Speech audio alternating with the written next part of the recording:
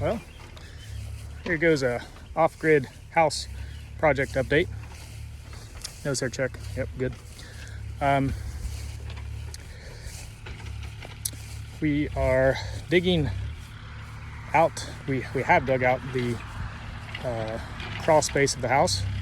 So footers are in. Poured those on Friday.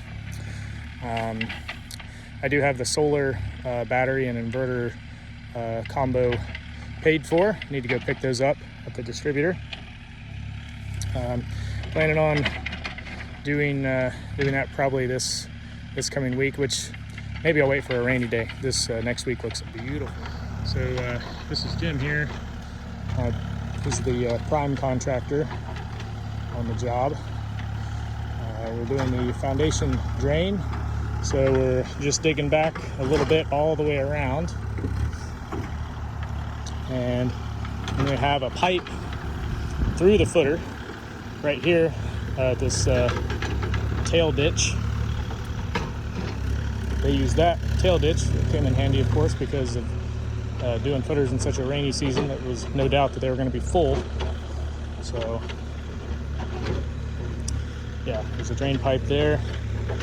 So no worries with ever having water in the crawl space. So over here we have the porch.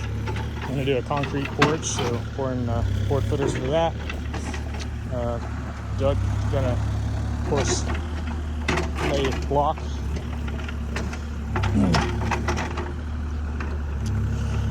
And this will be the garage entrance.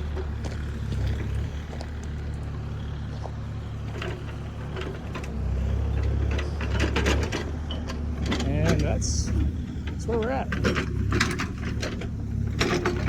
We've got the walls. They are ready to be shipped. So the guys at Trinity Building Systems are just waiting on our go-ahead for that.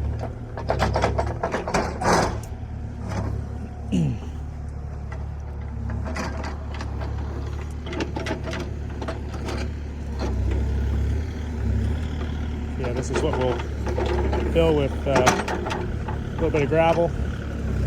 We are going to do an encapsulated crawl space. I've got that worked out with a gentleman that does spray foam. He's going to just go ahead and do that for me.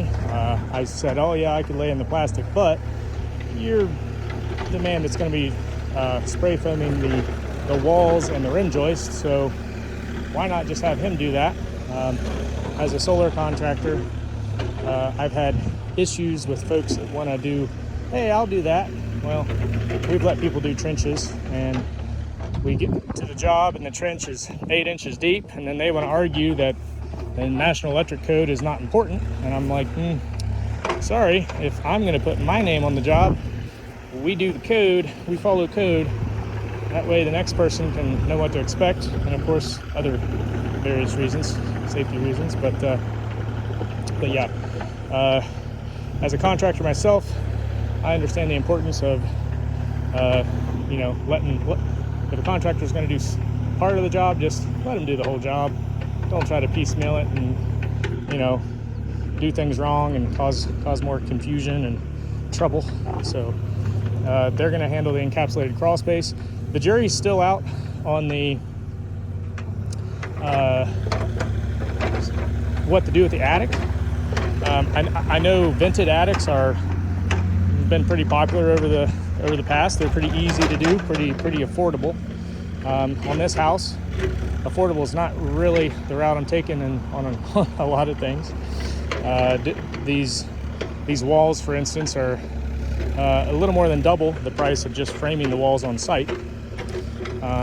But again, if I mentioned it, the R value of 41 versus a R value of 19 with thermal breaks. So the walls are going to be R41 that are thermally broken. So quite a difference. The LP furnace is going to be in the crawl space, and we're actually going to go with, I believe we're going to go with a Mitsubishi unit. It's going to be a heat pump with LP backup. So it's like a hybrid furnace. And I'm excited. Once I got in contact with the HVAC guy, he was like a nerd about HVAC, about like I'm a nerd with solar. So I was like, this is awesome. Like this is the HVAC guy that I wanted, you know? Because once he mentioned, he was like, if you're doing spray foam, he said, I will only do Mitsubishi. So I was like, right on, man. Like speaking my language. So he was even excited about the project, you know, being off grid. He thought, hey, this will be a fun project to be a part of. He even mentioned they do like a water a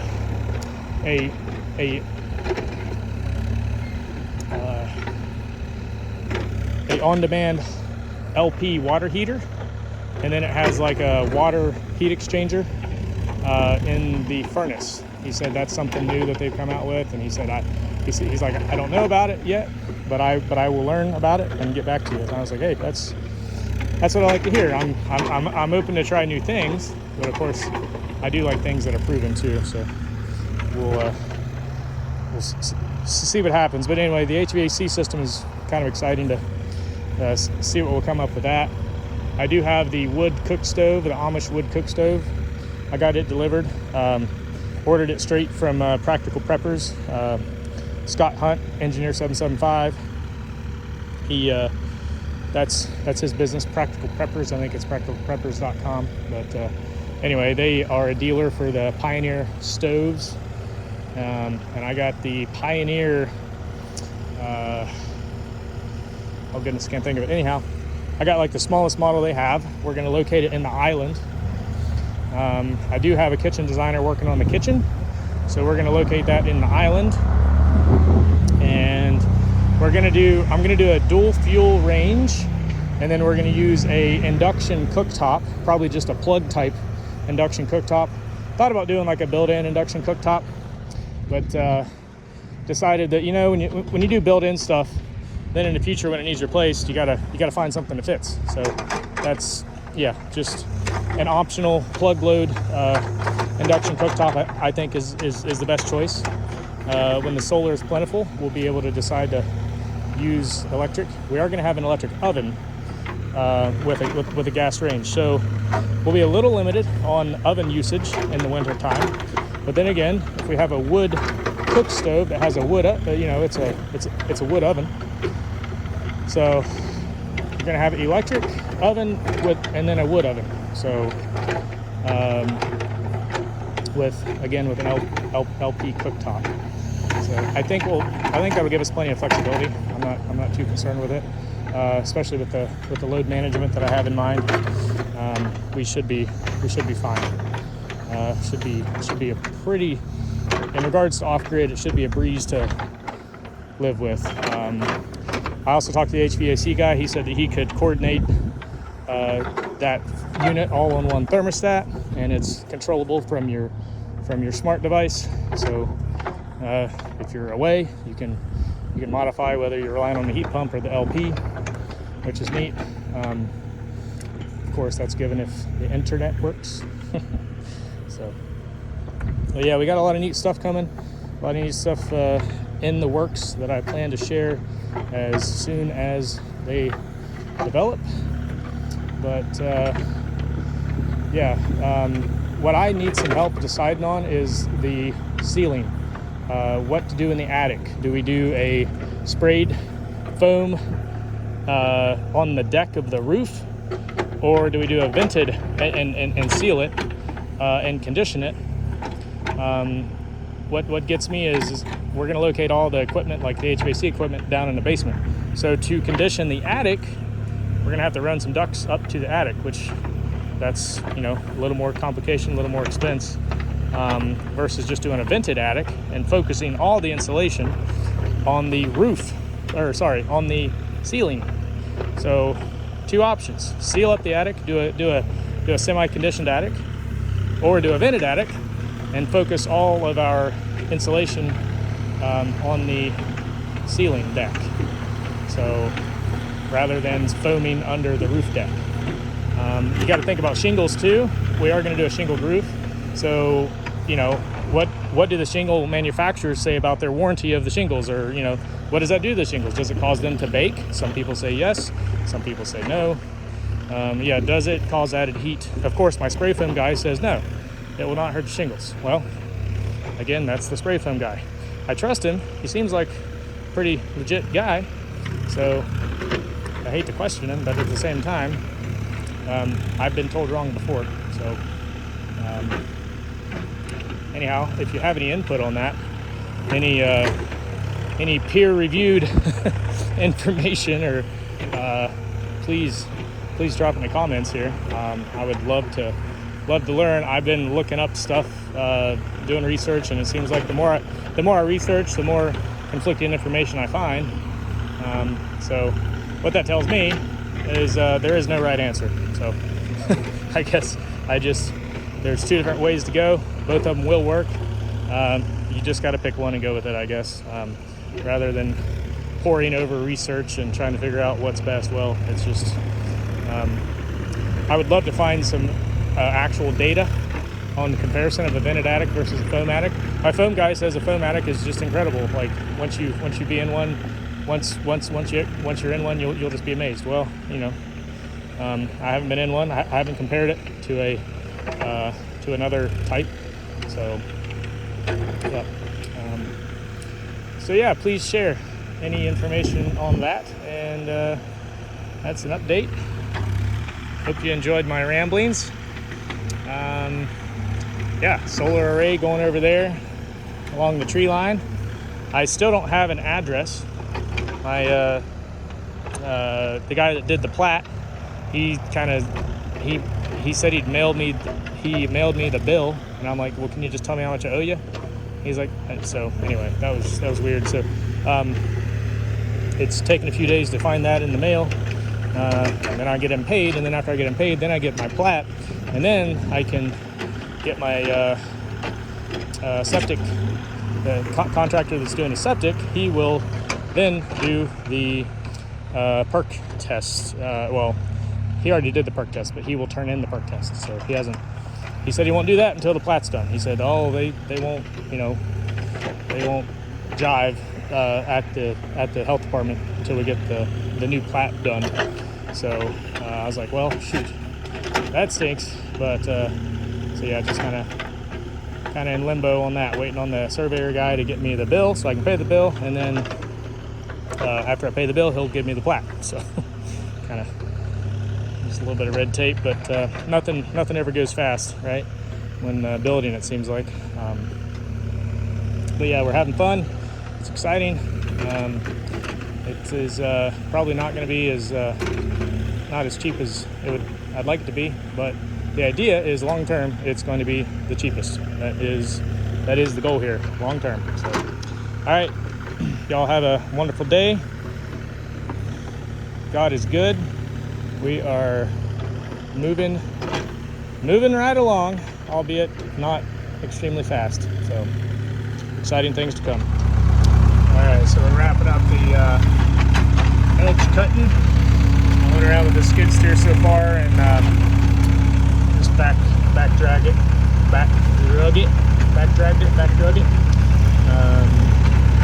And I'll be going around with the shovel because I'm the young guy on site to wrap it up.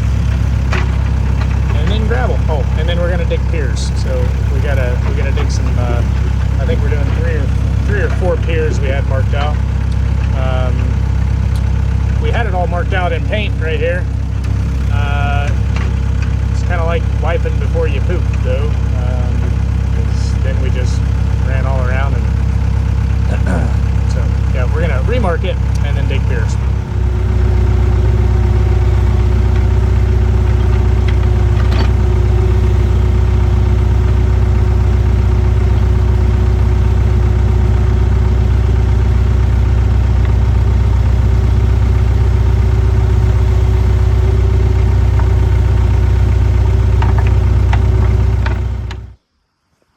Well, let's talk foundations for a moment. Of course,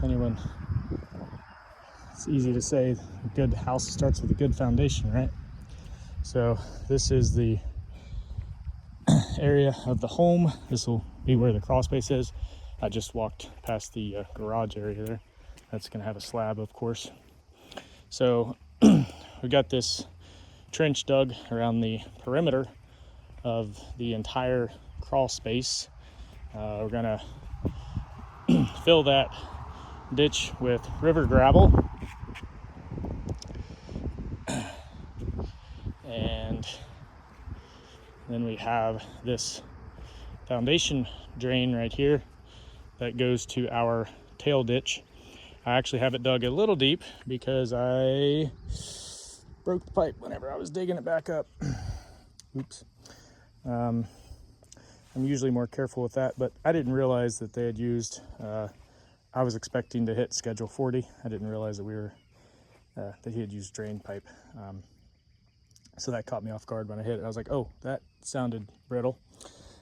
So, well, yeah. This here is the porch area. I think it's about a 10 by 12 porch. So we're going to do a slab porch. Inherently more expensive, but also in terms of long-term cost, I think it makes sense. Building a wood porch is cheap up front, yeah, sure. But what's lumber going to be in 15 to 20 years? What's labor going to be in 15 to 20 years? This slab porch cost me about $1,500 more, maybe. I'd say that'll probably be a lumber for a porch in 15 years. So pretty easy decision to make, in my opinion. Pretty easy return on investment to be seen there. So, but really, I just wanted to share how we're doing this foundation. There are going to be block piers. That's going to be down the middle there. That way we don't have to do eye joists to span the 30 feet. But yeah, as far as this trench around here filled with gravel, it's going to be a drain. Then we're going to encapsulate the crawl space. My encapsulation guy said that the foundation drain under the encapsulated crawl space is a waste, maybe. Yeah, I can agree with that. But this is how my builder wants to do it. He says it's cheap insurance. And in terms of how expensive insurance is, I said that is very cheap insurance. Foundation drain, gravel, a little bit of digging. Yeah, very cheap insurance. So should never have a moisture issue. Because, hey, we got the drain underneath the encapsulation and encapsulation, which is going to be attached to that drain over there as well. So I'm going to have the HVAC equipment down in the crawl space. So good reason to have a very nice crawl space, in my opinion. Makes serviceability easier.